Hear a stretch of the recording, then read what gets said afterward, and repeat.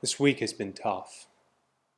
I know they've all been tough, but for me, and I know many others in our congregation, this week has been especially difficult.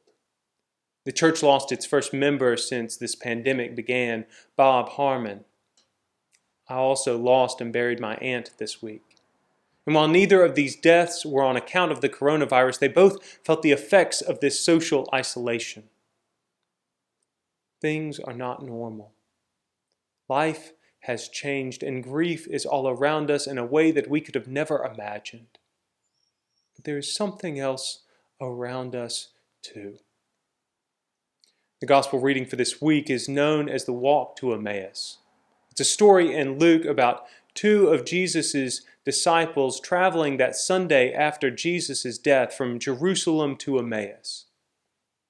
They were grieving on the road when a man whom they did not recognize came up to them. He asked them what they were talking so emotionally about. And the gospel says they stood still, looking sad. The man joined them on their walk, and they told them all about this man named Jesus. They told him about how he was a prophet from God and all that he taught and all that he had done.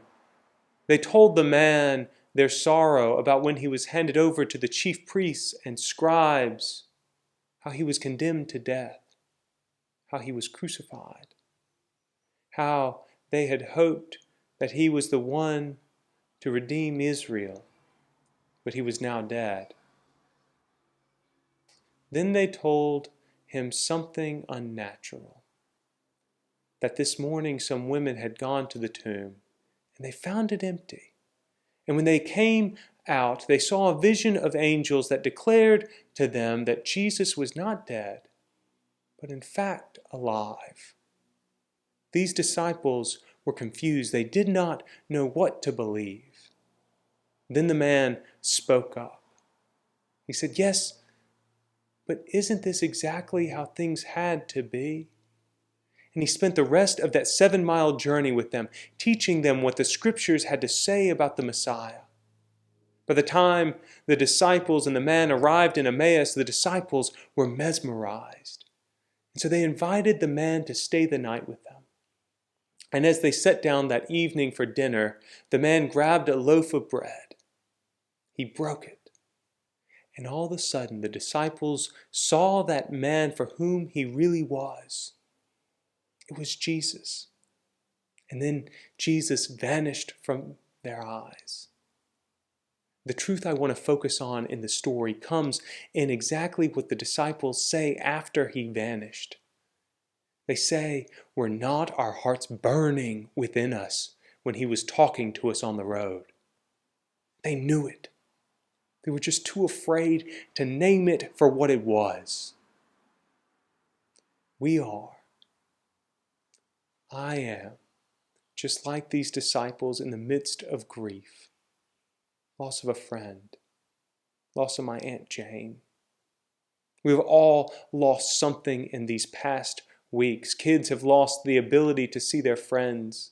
Their summer plans of camp, vacation, our Alaska pilgrimage. Gone. These are real things to grieve.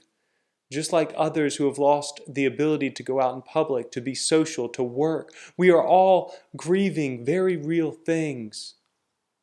But amongst that grief, I want to ask you a question.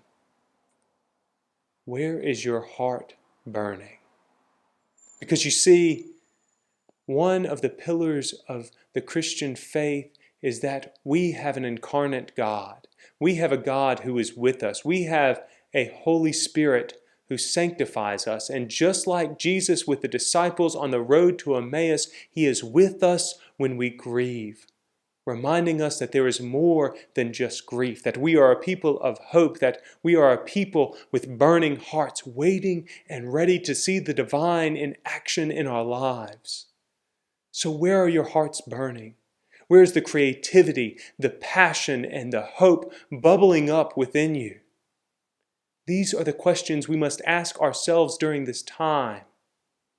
And I tell you, when you seek for God in your life, when you seek for love, you will find it.